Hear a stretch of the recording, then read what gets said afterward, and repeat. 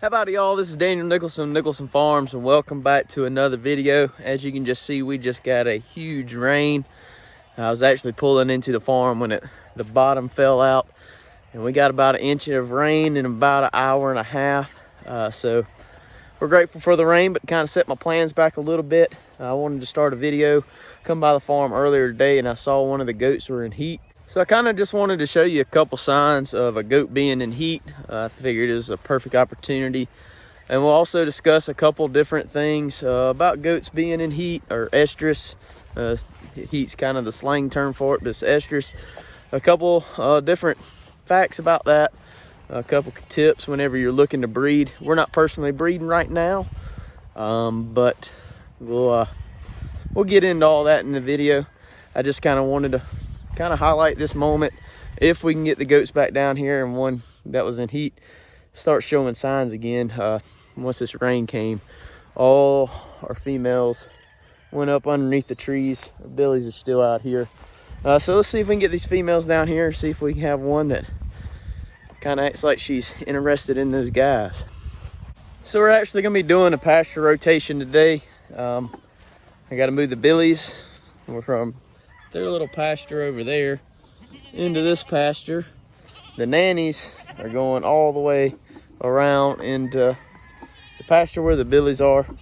So I was just kind of holding the billies up there while the horses are in the back pasture. We're going to move the horses in here where the nannies are. So everybody's kind of just playing that musical chair game we play once a week today. But I figure while we're doing that, we just kind of talk about this subject of breeding. Goats coming in and out of estrus and all that kind of stuff. I got a bucket with no feed in it. Trying to talk to girls to come down here by this fence and see if we can show you what a goat looks like when she's in heat. That rain kind of set them back. So come here, girls, you want to flirt? So in the past 2 days, I have noticed 3 goats being in heat. This girl right here, this one right here, and this nanny right here. This one right here just came in heat today. I don't know if they're going to perform for us right now, but we'll see. They're checking out the empty bucket, and they're realizing it doesn't have any feed in it right now. So you can see this girl right here. She's kind of interested in the billy. The billies have been rutting pretty hard. You see where they've been peeing on their legs. It's kind of rutting. And this is the sign that I look for the most, is that wagging the tail. When a goat's just standing by the fence, wagging her tail like that, she is definitely in heat.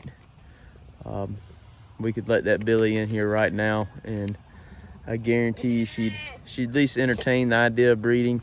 She might not be in standing heat right now, but she definitely would be entertaining the idea. So here comes another one. You see, same thing, wagging the tail. This one's the other one that was in heat. She was just doing it before I backed up with the camera. But that's one of the biggest signs. Another sign, here it goes. Another sign is just being very vocal. Yesterday, whenever I was feeding a little bit, this big red nanny, she kept running down from all the way from way over there to about this corner right here, just to see the billies. She was hollering all the way back and forth through. So I know she's for sure in heat. Here's one more nanny that just walked up. She hasn't been showing any signs until today. She just walked up and started flicking her tail. She's interested. So that's your biggest sure sign, just standing by the fence, standing near the billy, shaking their tail. You're definitely going to notice if you separate your male and your female. So now that we've seen kind of the signs of estrus, let's kind of talk about what leads up to that for sexual maturity in a goat. Their cycle, they're just like any other animal. You know, they're going to drop eggs at a certain time, and what triggers them to actually start to cycle. So I guess first of all, you know, sexual maturity age of a goat, it kind of depends on the breed a little bit, but for the most part, a male is going to be sexually mature at about 3 to 4 months, possibly 5 months old, and he's going to be able to do the job if he can. you don't typically want to breed a young buck that young, just because it can really stunt their growth, do all kind of different things. Trying to get through this gate so we can move these billies. Kind of the general rule of thumb, come on Rivers. Kind of the general rule of thumb with your billy is typically a 1-year-old billy can cover about 10 nannies, a 2-year-old billy about 15 to 20, and then your 3-year-old billy can cover up to about 40 nannies. That's kind of stretching it. I prefer to stay around that 30 nanny mark. It just kind of all depends on your situation, how quick you want to breed. But those numbers are for about a 30-day window of 1 month is that's about what a billy can handle without really starting to wear them down. So into females, your females, this is going to be kind of depending on breed a little more, but about the average of what a sexual mature female goat is about 7 months. They can start cycling. Typically you don't want to breed those until they're about 70% of their adult body weight. You can kind of look up breeds of goats and figure out what that body weight is. I kind of look at their mother, since a lot of my nannies I keep since they were babies. So typically I just kind of look at their mom. When they're about 70% size of their mom, I will breed them. I typically do not like breeding a goat that's any younger than a year old. I really like to wait for about 1.5 years, or 2 years is even better. But if you're in an operation to try to make money, the longer you're feeding that goat without her having a baby, can kind of cut into your profits. That's all up to you. You have to take the health of your animals in consideration versus your profit, and just kind of weigh that out. Come on, Billies. Come on. Come on. Probably gonna have to get nannies to come back up here.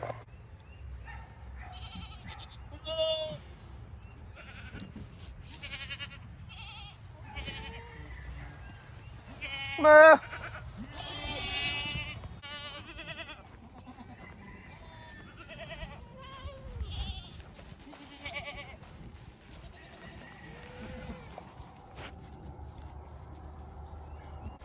So the next thing to consider whenever you're breeding goats is what kind of goats you have. The breed really plays a big part in the time of year that you can breed.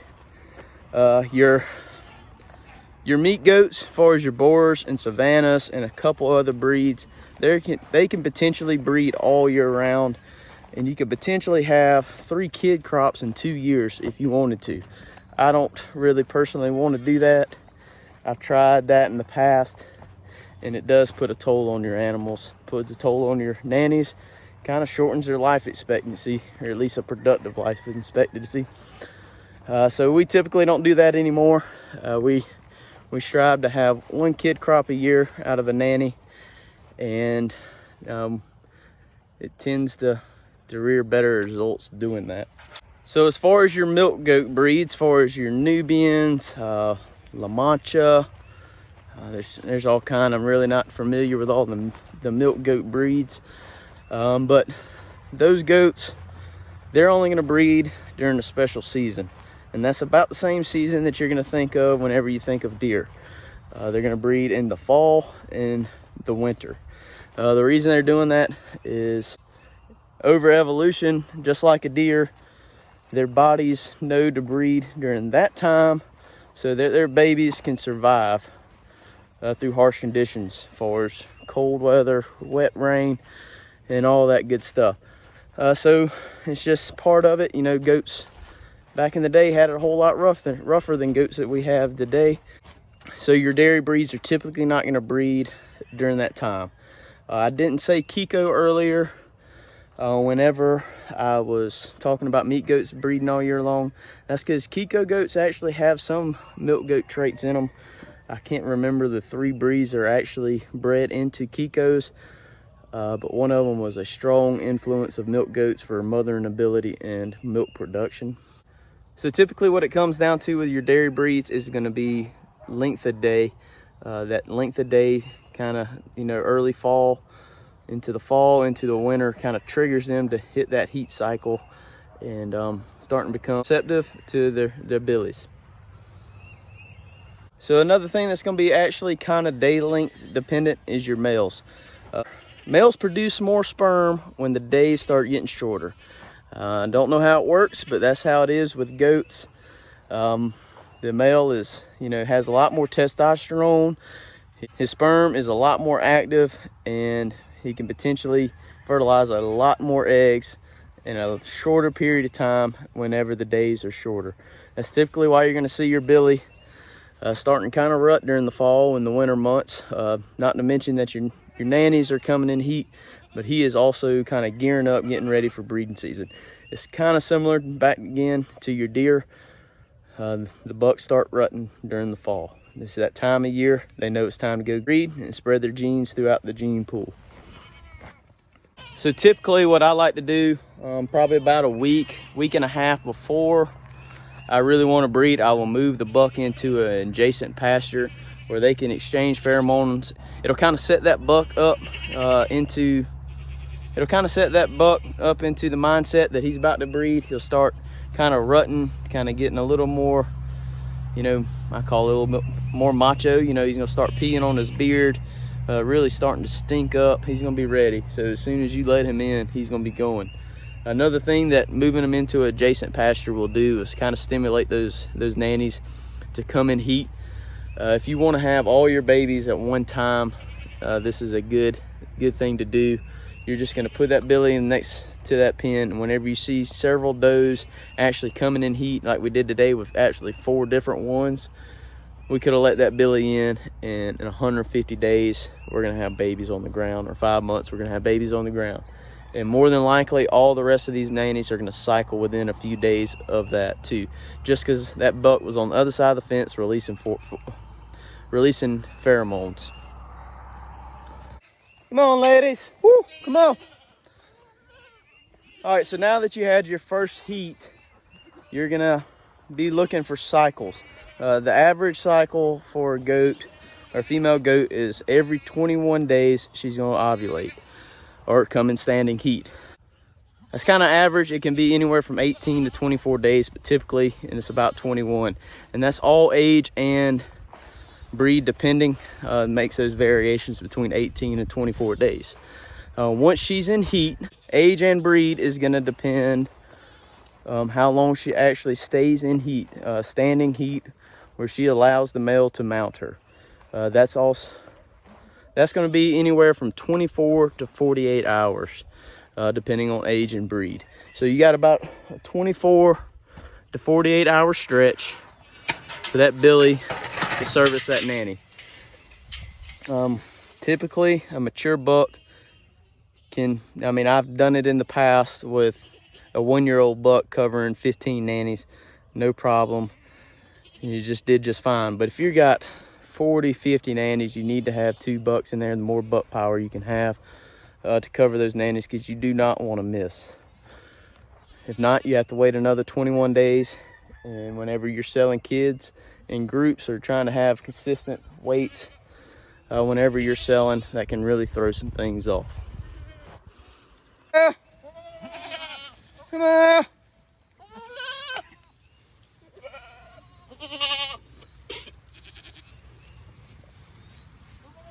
So now that you have all that information of what a goat actually looks like when they're in heat, and how old they need to be able to breed, what breeds breed at what time of year, how long that estrus cycle actually lasts, what kind of promotes that estrus cycle is a big deal. So with all that information, you can kind of develop your plan on when you want to breed your goats. I can tell you we've tried a little bit of everything, and there's benefits and cons to pretty much every situation. I can kind of go over them a little bit. If you breed in the summertime, unless you have meat goats, you're gonna miss a couple. A couple of them are not gonna get bred. And also you're gonna be dealing with some conditions that are unfavorable for kidding. You got a little 5 to 7 pound little baby goat that's soaking wet when it comes out. Having to deal with those cold temperatures and depending on a mother to get it up and get it going. That's the main reason we're probably getting away from breeding in the winter, not to mention just missing a couple nannies during breeding season. So on the other side of that, you know, the benefits of that would be you're having babies, you know, at a time where there's not as much grass, there's not as much parasite load, so you're kind of missing that parasite load problem. Those young babies aren't eating as much of the worms because the worms aren't as prevalent. So the flip side of that is breeding where you kid in warmer weather is what we're going to be trying to do going forward. We're going to be breeding, I think I have it written down, we're going to be throwing the bucks in on Thanksgiving Day this year. So we'll be looking to have babies on the last week of April and the 1st of May. That'll be our kidding season this coming year. The reason we're doing that is because we dealt with some colder weather issues last year, having to bring babies in to the house to warm them up, kind of soaking them in the sink and all that good stuff. If you haven't seen those videos, we've got plenty of that, of how to warm a baby goat back up. But that was an issue that we had to deal with too many times this year. And another reason is we really want to expand this goat operation. We want to be able to have babies in the pasture with minimum assistance. You know, if we start leasing land and we start growing and we're having, you know, 200 nannies have babies all within the same month, it's just going to be too much to deal with cold weather. You want to have that warmer weather. Give those babies a better chance, because we're not going to be able to be as hands-on then, and potentially there's not going to be great shelter at every property that we have goats on. So that's our main reason. We want to start breeding goats into the conditions that they're going to be raised in, and that's the best way we can do it now. Is even though we're on a small scale operation right now, is to kind of start breeding for hardier goats. And so the parasite load is going to have to be something that those goats are going to have to be able to, that those babies are going to have to be able to deal with going forward. And hopefully our new Kiko Billy will be helping with that. So that's kind of our breeding plan going forward. You can develop yours. If you want to be hands-on and you want to breed where you're having babies in the winter, that is fine. I've done it. It works out great. Other than you're going to have somewhere warm for those babies to go to. But if you're going to be doing that, you need to be throwing your billy in now. I know you're probably seeing a lot of videos on YouTube right now of people throwing their billies in right now, but I just kind of wanted to make this video and kind of show you a little bit about, you know, the estrus cycle, what to look for, and some possible alternatives to breeding at this time of the year. I hope you enjoyed the video. It's kind of a neat one to make. If you enjoyed it, I'd really appreciate it if you hit that like button. And if you haven't already, hit that subscribe button. Leave us a comment. What's y'all's breeding plans? What time of year do y'all breed? If you breed goats. If not, if you're breeding something else, let us know what you're breeding and what time of year you like to breed doing that. We really appreciate it. Let us know in the comments also if you like these kind of videos where we're kind of going more in depth, talking about some more of the scientific stuff. I'm not a scientist, but I can do some research and let y'all know. It's just a lot of things I've picked up over the years raising goats that I'd love to share with other people, and use this platform of YouTube to do it. But I really appreciate y'all hanging out with us. Like I said earlier, hit that like button, hit that subscribe button, leave us a comment, hit the notification bell, and we'll see y'all on the next one.